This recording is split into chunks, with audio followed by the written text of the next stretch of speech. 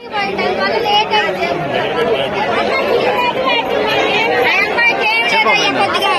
లేదు, పొలాలు లేవు, ఏమీ లేవు.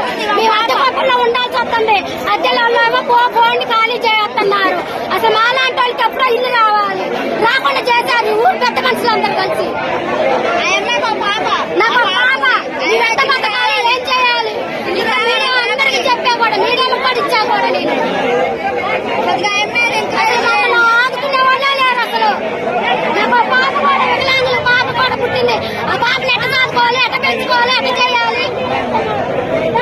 మాలాంటి ఇల్లు ఇప్పిద్దాం లేదు అసలు.